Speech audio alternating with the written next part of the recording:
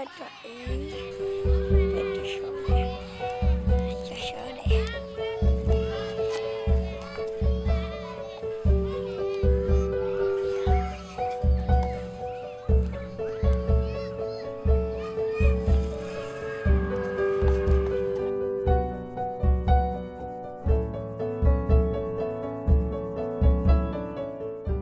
been almost a year since we started this voyage where we sailed from Rhode Island with our family to head to Haiti, and it's hard to believe we've gone through a real hard time with this journey. The worst part of it was we actually had gotten 2/3 of the way to Haiti and had to turn back. On the way back, we even had to exchange fuel in the middle of a storm, and it's just really a difficult time. Now here we are again in Buki, getting ready to make this voyage again, this time with only 3 vessels, and we're really excited, and I thought it'd be a good time to kind of recap a little bit and share the vision and why we're here.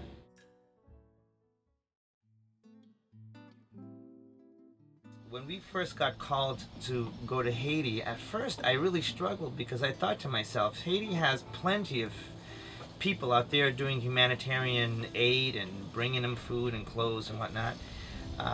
And what came to me was that they have received that. They have received a lot of help, lots of handouts and all. But what they don't have is the blessing that the God of Israel gave to the people of Israel. And in particular, what I'm referring to is the oracles and the instructions that God gave the people of Israel. The scriptures say that if you return to my ways, I will cause the land to yield its fruit. And we begin to realize that Haiti has everything it needs to be actually a pretty prosperous nation where there shouldn't be any starvation. And we realize that there's no one there teaching the people about how to cultivate the land according to Torah, how to, you know, simple things like not having a fence around your field, allowing the stranger on the road to come by and eat from what's on the side or the edge of your field, and many of these things that are just, I guess, overlooked. And so in bringing Torah to Haiti, we are teaching not only our children in the orphanage how to do things according to Torah, but eventually the surrounding towns and some of the farmers, and eventually I feel in my heart that a nation will be turned. They already believe, most of them believe in the Savior of Israel. But what a blessing if they can begin to walk in His ways. Something I want you to consider, how amazing this story is, that when the Holocaust was going on, there was a Jewish synagogue where from Shabbat to Shabbat they would read from a Torah scroll, and when they saw the devastation coming against them, they knew they weren't going to make it, and so they went out of their way to protect this scroll, and they hid it knowing that they were going to lose their lives. And sure enough, they all were burned, killed, shot, and their ashes were up into the sky. But the Torah scroll was safely protected, and after the war, this scroll was found.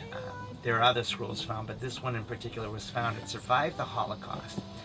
And how amazing that many years later, the nation of Haiti would cast a vote to bless the people, the nation that had no place to live, the people who had no home. And how amazing that this very scroll that was protected is now part of the cargo on Olive Tav, this vessel, and we're actually bringing it as a sign that those who bless Israel will be blessed. And what greater blessing God could bring to a nation, to bring His oracles, His instructions. And we're so excited about what we're doing.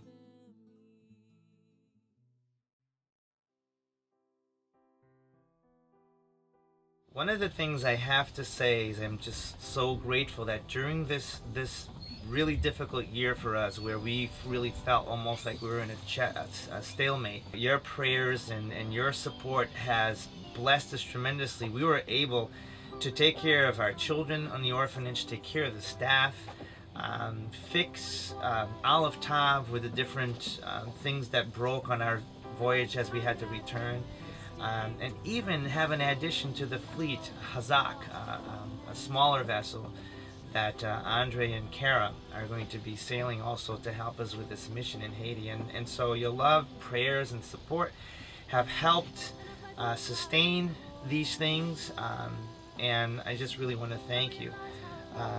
That being said, out of the 50 children that we have, I believe a little over half of them are sponsored.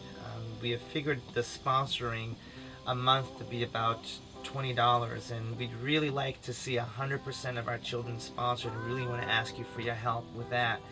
This ensures that they have food, you know, 3 meals a day, clothing, and it just basically maintains their overall health. On top of that, there are a few projects that we're working on. We really want to ask you to partner with us so that you can help us with this vision that is really coming from the God of Israel, who really calls us to be a light to all the nations, especially a nation that blessed Israel by changing their vote from no to yes when a decision was being made for the restoration of the state of Israel.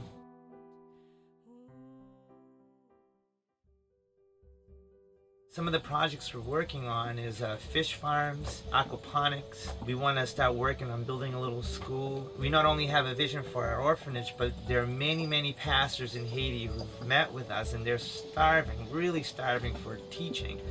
And we will need a vehicle, a jeep to get around in the island. We are eventually hoping to move the children to Ilavash, which is a small island in the south side of Haiti, where we'll be able to teach them the ways of the God of Israel without the dangers of crime and just devastation that you see in the main island where they are now.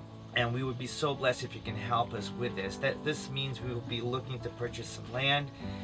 We're looking to do a variety of projects, and we're just really looking forward to having you partner with us in this project. And I want you to consider, when you're sowing into this this cause, you're not just helping children at an orphanage and kind of giving them some hope for today.